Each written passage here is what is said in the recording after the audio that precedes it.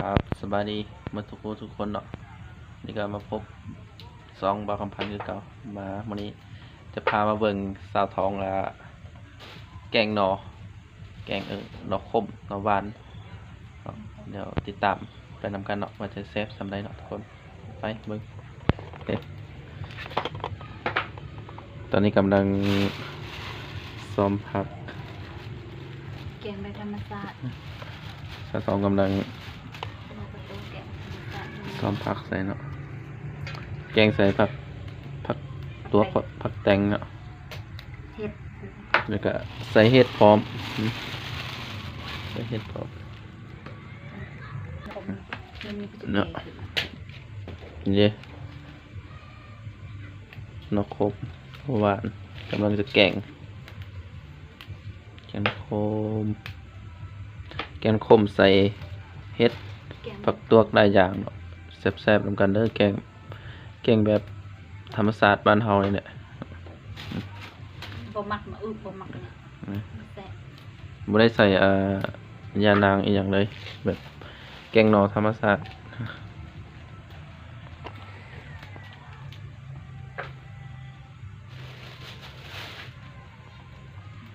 พอละหยุดก่อน กำลังตัดเห็ด ซุ่มไว้ใกล้สิเป็น เห็ด ซุ่มบนนี้ เป็นเห็ดคนเอ้ยสองคน ตัดให้กระจับมันแก่ครับเอาแต่ใบมันเอากำมันแก่เป็นแซ่บตั้งเสร็จเลย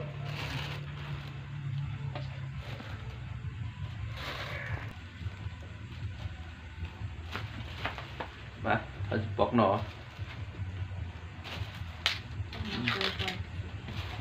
ปอกหนอวิธีปอกหนอน้ำขมวิธีปอกน้ำขมนะแบบนี้โอเคมือจะดำเนาะเวลาปอกน้ำขมมือมันจะดำช่วยกันเห็ดได้กินไว้เนาะ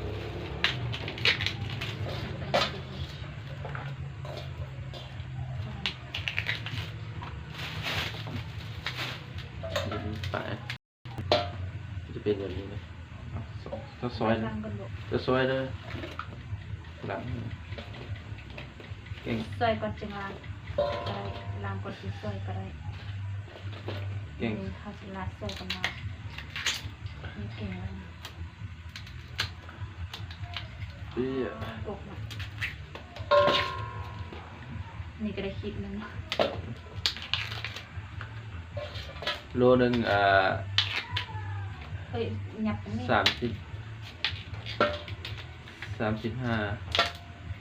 ประมาณเงินไทยกับประมาณอะไรวะ50 บาท50 บาทคือ35,000 ตอนนี้เดือด โลนึง68ตัวนี่เลย68 ตอนน้อยๆบาง บางๆมันแซ่บ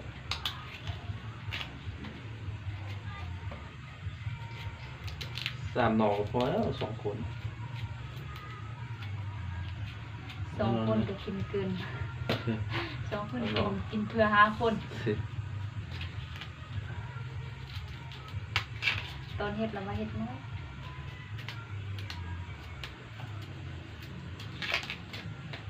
กินหนอ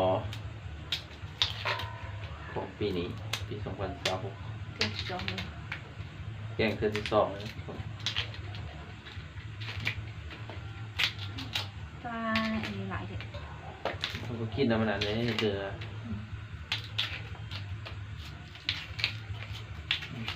ที่กอกหนอ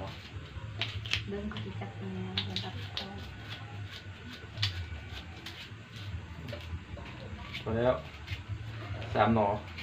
เขายังใส่ผักหลายอย่างเนาะใส่เห็ดพร้อม เอาเบื่อไม่ตัด ซอย เฮ็ดมุนเรา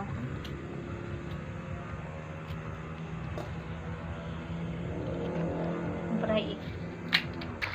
เอาหลังจากซอยแล้วเนาะเขาก็มันล้างน้ำให้มันสะอาดนะทีนี้เห็ดแล้วก็ฝักตัวนะโนล้างน้ำให้สะอาดก่อนเอาหลังจากนั้นเขาก็เอามาลงใส่หม้อนะครับ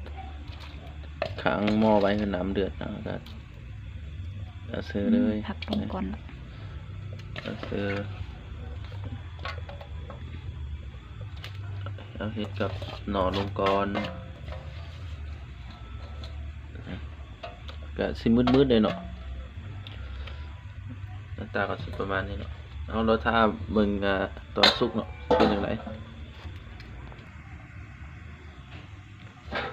ผ่าน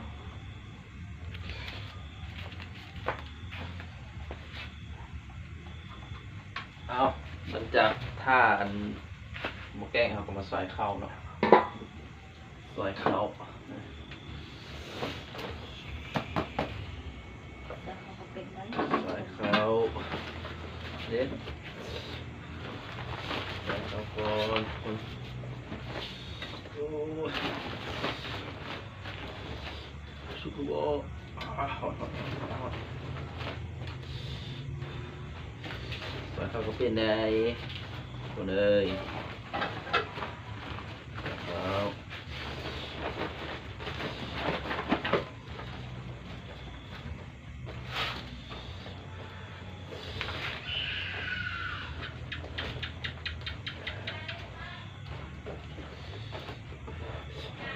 พอ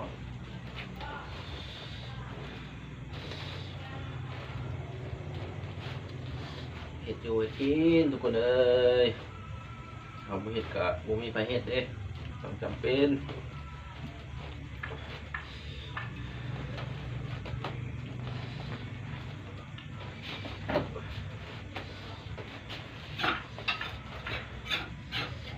จากเกิดเรื่องเรื่องงานมันก็แบบนี้แหละเห็ดช่วยกันบางคนเดียวเห็ดกะมันทันเนาะแต่ก็เมื่อยคือกันนั่นแหละจำเป็นเลยจำเป็นได้ช่วยกัน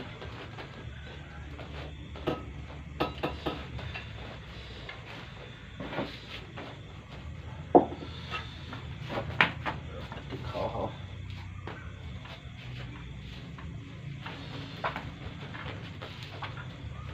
เขามาดึงเข้าเผื่อทุกคนนะ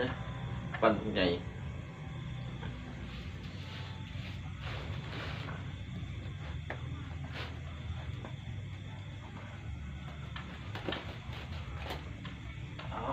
เอ๊ะ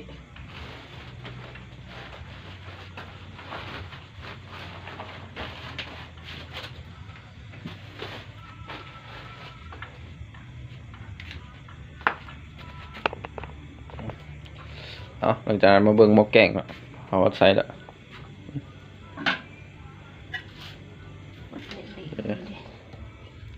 กำลังพดพอดีงามเอาตอนนี้จะเอา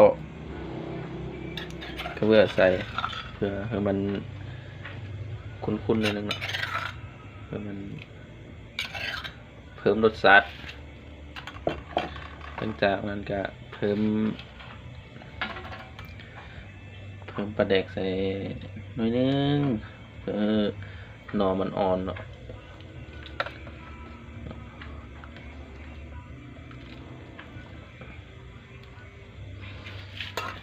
หลังจากนั้นก็เอาผักนี้ใส่เอาผักนี้ใส่เลย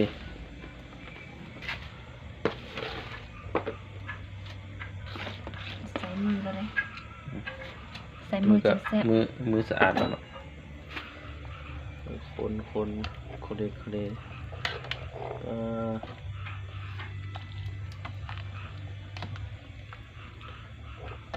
สิประมาณนี้เนาะเอาเราท่าเบิ่งตอนสุกมาเนาะจะเป็นยังไงเนาะเราท่า เราทานตลอดไปเลย เอาตอนนี้ก็สุกแล้วเนาะทุกคนได้แกงระขมของเราเลยนี่เลยต้มน้ำเพีย เรียนมานานกินไม่ได้ นี่เลย เมื่อวานนะ เลย ปัจจุบันคิดเยอะ ต ต้มเนื้อนี่นะต้มเนื้อใส่เพียเจียวยังออกอายต้นๆอยู่ทุกคนเอ้ยแซ่บแซ่บแซ่บมาข้าวแดงน้ำกัน มันถึงตัดออกอยู่อย่าง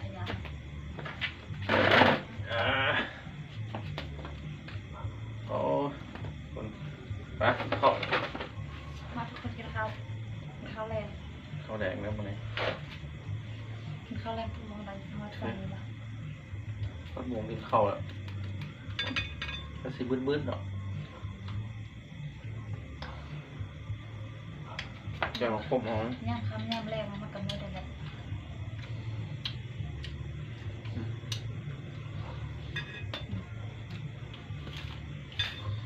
เจียวเนื้อหมูนะบอ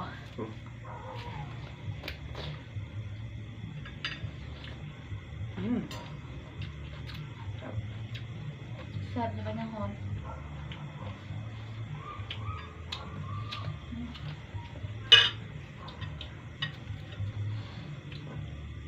อย่ามาก็ดูจะอุ้มหรือเอฟเขานะ วางจับเลยอุ้มกับข้าวเลยคน ติดเขากับติดตรงไง ติดมึงใหญ่เลยอุ้มอ่ะมาเด้อ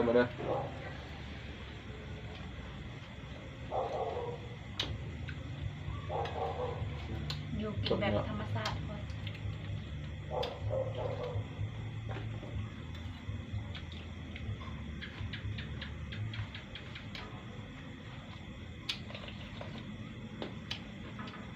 ขม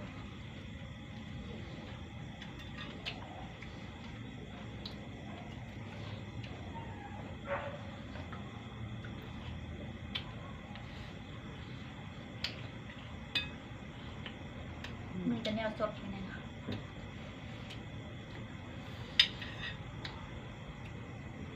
มาเด้อกินเพื่อพี่ตัวนอก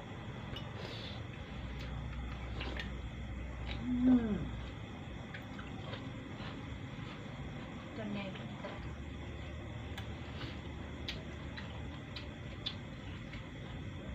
2 คนกับแจ่ว2 ถ้วย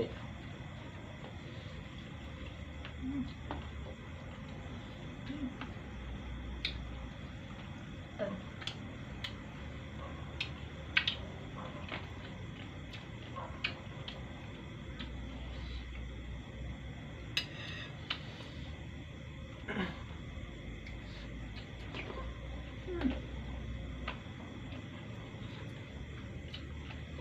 เมื่อย เมื่อย แอบเอาไงเมื่อยเอางามไปเลย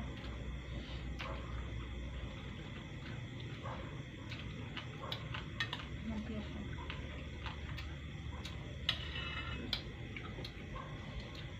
เอามา ครบอันนั้น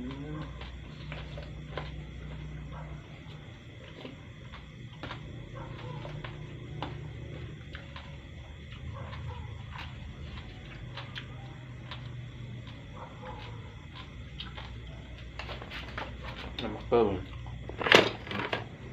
เป็นประมาณนี้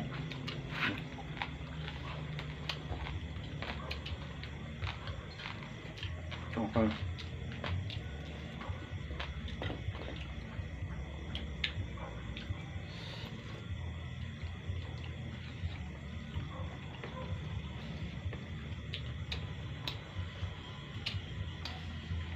พอปะ อ๋อ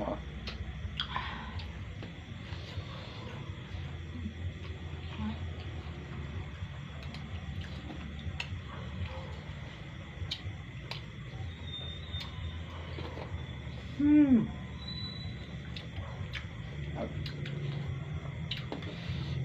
ต้มเนื้อ ญาติกันกินเยอะแซ่บ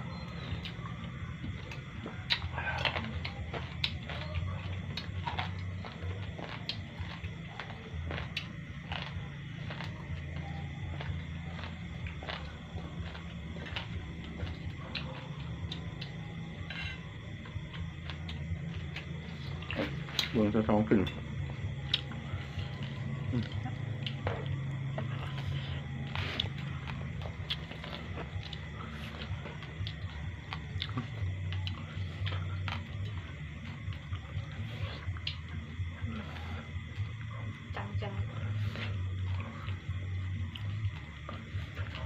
พึ่งเหรอจำเจียว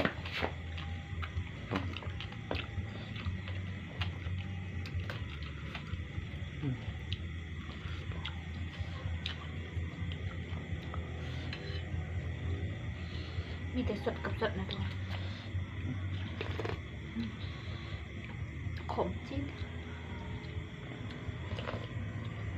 ต้มเนื้อ แกงนอ หลายอยู่ทุกคน ได้ยังนะ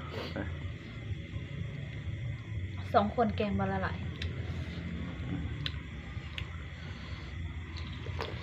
เอาปิดคลิปไหม บ่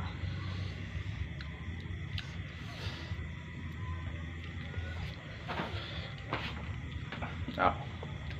ก็จะได้จบคลิปซ้ำนี้ได้บุป่วยพบกันในคลิปหน้าเนาะคลิปนี้ก็สิมีซ้ำนี้เนาะก็ขอบอกขอบใจที่ครับชมคลิปเราเนาะแต่ต้นจนจบเอาเดี๋ยวจบคลิปซ้ำนี้บ๊ายบาย